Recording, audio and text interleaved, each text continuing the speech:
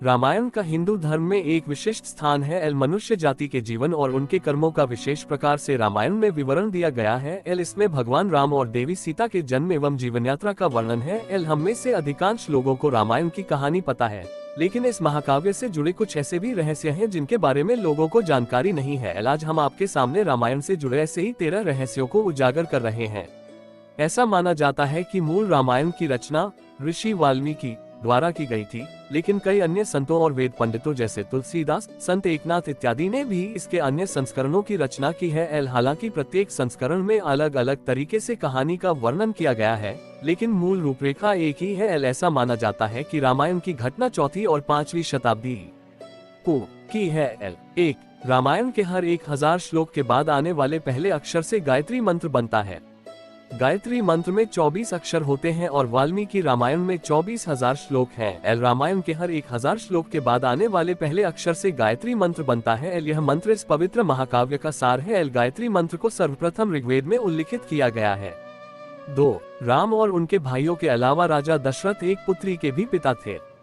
श्री राम के माता पिता एवं भाइयों के बारे में तो प्रायः सभी जानते हैं, लेकिन बहुत कम लोगों को यह मालूम है कि राम की एक बहन भी थी जिनका नाम शांता था। वे आयु में चारों भाइयों से काफी बड़ी थी। उनकी माता कौशल्या थी। ऐसी मान्यता है कि एक बार देश के राजा रोमपद और उनकी रानी वशिनी अयोध्या आए। उनको कोई संतान नहीं थी। बातचीत के दौरान राजा दशरथ को जब ये बात मालूम हुई तो उन्होंने कहा, मैं अपनी बेटी शांता आपको संतान के रूप में दूंगा। ये सुनकर रोमपद और वशिनी बहुत खुश हुए। उन्होंने बहुत स्नेह से उसका पालन पोषण किया और माता पिता के सभी कर्तव्य निभाए।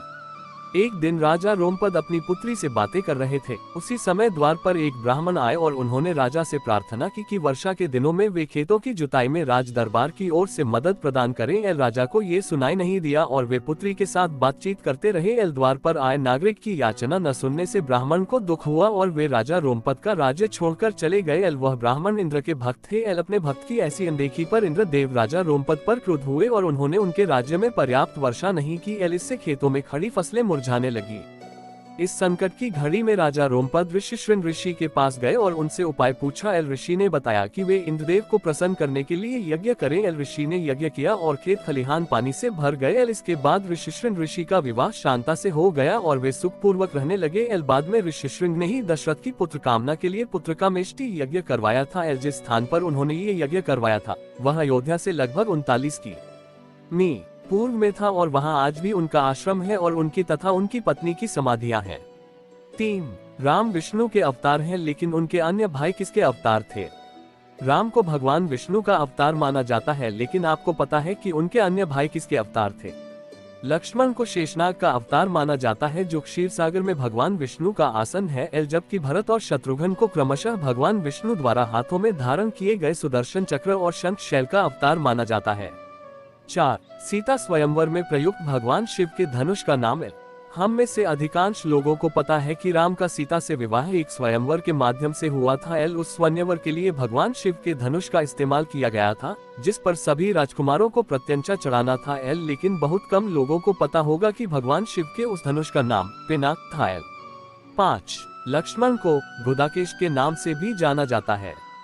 ऐसा माना जाता है कि वनवास के 14 वर्षों के दौरान अपने भाई और भाभी की रक्षा करने के उद्देश्य से लक्ष्मण कभी सोते नहीं थे। इसके कारण उन्हें गुदाकेश के नाम से भी जाना जाता है। वनवास की पहली रात को जब राम और सीता सो रहे थे तो निद्रा देवी लक्ष्मण के सामने प्रकट हुई। उस समय लक्ष्मण ने निद्रा देवी से अनुरोध किया कि उन्हें ऐसा वरदान दे कि वनवास के 14 वर्षों के दौरान उन्हें नींद न आए और वह अपने प्रिय भाई और भाभी की रक्षा कर सके। निद्रा देवी इस बात पर प्रसन्न होकर बोली कि अगर कोई तुम्हारे बदले 14 वर्षों तक सोए तो तुम्हें यह वरदान प्राप्त हो सकता है। इसके बाद लक्ष्मण की सलाह पर निद्रा देवी लक्ष्मण की पत्नी और सीता की बहन उर्मिला के पास पहुंची। उर्मिला ने लक्ष्मण के बदले सोना स्वीकार कर लिया और पूरे 14 वर्षों तक सोती रही।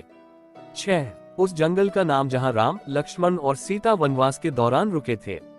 रामायण महाकाव्य की कहानी के बारे में हम सभी जानते हैं कि राम और सीता लक्ष्मण के साथ 14 वर्षों के लिए वनवास गए थे और राक्षसों के राजा रावण को हराकर वापस अपने राज्य लौटे थे। हम में से अधिकांश लोगों को पता है कि राम, लक्ष्मण और सीता ने कई साल वन में बिताए थे, लेकिन कुछ ही लोगों को उस वन के नाम की जानकारी होगी। उस वन का नाम दंडकारण्य था, जिसमें राम, सीता और लक्ष्मण ने अपना वनवास बिताया था। यह वन लगभग 35,600 वर्ग मील में फैला हुआ था, जिसमें वर्तमान छत्तीसगढ़, उड़ीसा, महाराष्ट्र और आंध्र प्रदेश के कुछ हिस्से शामिल थे। उस समय ये वन सबसे भयंकर राक्षसों का घर माना जाता था, इसलिए इसका नाम दंडकारण्य था, जहाँ दंड का अर्थ सजा देना और अरण्य का अर्थ वन है। 7. लक्ष्मण रेखा प्रकरण का वर्णन वाल्मीकि रामायण में नहीं है। पूरे रामायण की कहानी में सबसे पेचीदा प्रकरण लक्ष्मण रेखा प्रकरण है, जिसमें लक्ष्मण वन में अपनी झोपड़ी के चारों ओर एक रेखा खींचते हैं। जब सीता के अनुरोध पर राम हिरण को पकड़ने और मारने की कोशिश करते हैं, तो वह हिरण राक्षस मारीच का रूप ले लेता है। मरने के समय में मारीच राम की आवाज में लक्ष्मण और सीता के लिए रोता है। ये सुनकर सीता लक्ष्मण से आग्रह करती है कि वह अपने भाई की मदद के लिए जाए, क्योंकि ऐसा प्रतीत होता है कि उनके भाई किसी मुसीबत में फंस गए हैं। पहले तो लक्ष्मण सीता को अकेले जंगल में छोड़कर जाने को राजी नहीं हुए, लेकिन बार बार सीता द्वारा अनुरोध करने पर वह तैयार हो गए। इसके बाद लक्ष्मण ने झोपड़ी के चारों ओर एक रेखा खींची और सीता से अनुरोध किया कि वह रेखा के अंदर ही रहे, और यदि कोई बाहरी व्यक्ति इस रेखा को पार करने की कोशिश करेगा तो वह जलकर भस्म हो जाएगा। इस प्रकरण के संबंध में अज्ञात तथ्य यह है कि इस कहानी का वर्णन न तो वाल्मीकि रामायण में है और न ही रामचरितमानस में है, लेकिन रामचरितमानस के लंका कांड में इस बात का उल्लेख रावण की पत्नी मंदोदरी द्वारा किया गया है। 8. रावण एक उत्कृष्ट वीणा वादक था।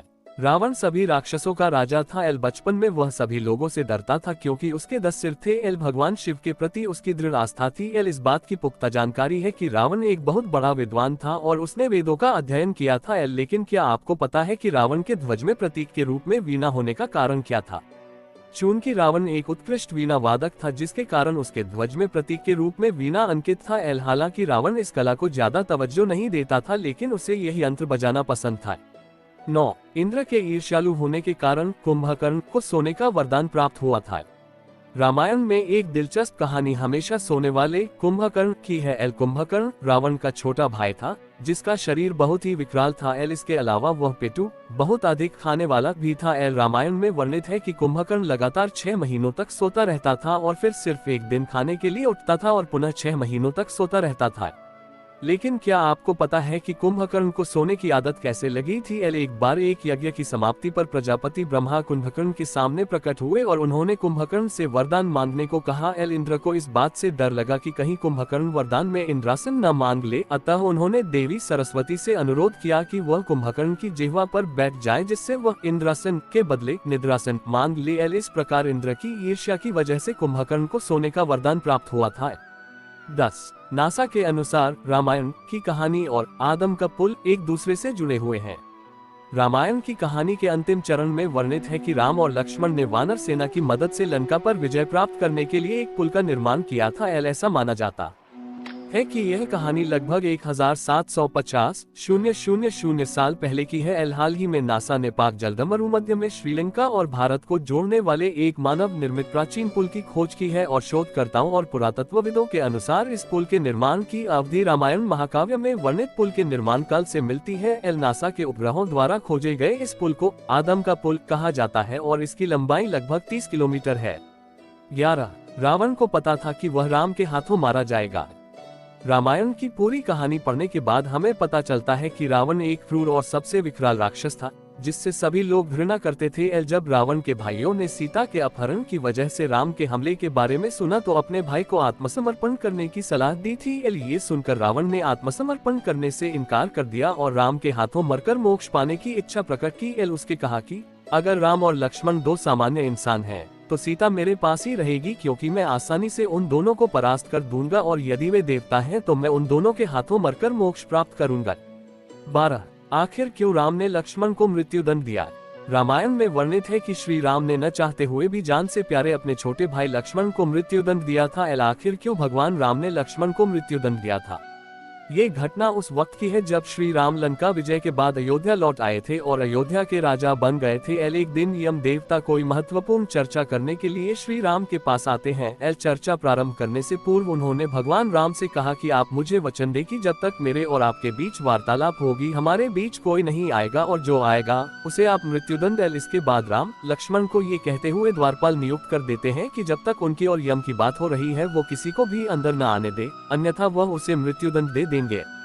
लक्ष्मण भाई की आज्ञा मानकर द्वारपाल बनकर खड़े हो जाते हैं। लक्ष्मण को द्वारपाल बने कुछ ही समय बीतने के बाद वहां पर ऋषि दुर्वासा का आगमन होता है। जब दुर्वासा ने लक्ष्मण से अपने आगमन के बारे में राम को जानकारी देने के लिए कहा तो लक्ष्मण ने विनम्रता के साथ मना कर दिया। इस पर दुर्वासा क्रोधित हो गए तथा उन्होंने संपूर्ण अयोध्या को श्राप देने की बात कही। लक्ष्मण ने शीघ्र ही यह निश्चय कर लिया कि उनको स्वयं का बलिदान देना होगा ताकि वो नगरवासियों को ऋषि के श्राप से बचा सके, और उन्होंने भीतर जाकर ऋषि दुर्वासा के आगमन की सूचना दी।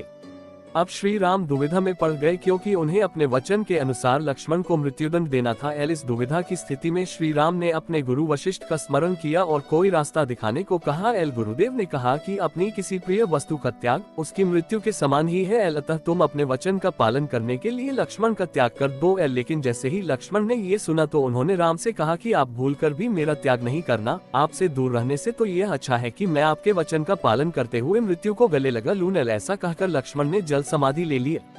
13 राम ने सरयू नदी में डुबकी लगाकर पृथ्वीलोक का परित्याग किया था। ऐसा माना जाता है कि जब सीता ने पृथ्वी के अंदर समाहित होकर अपने शरीर का परित्याग कर दिया तो उसके बाद राम ने सरयू नदी में जल समाधि लेकर पृथ्वीलोक का परित्याग किया था।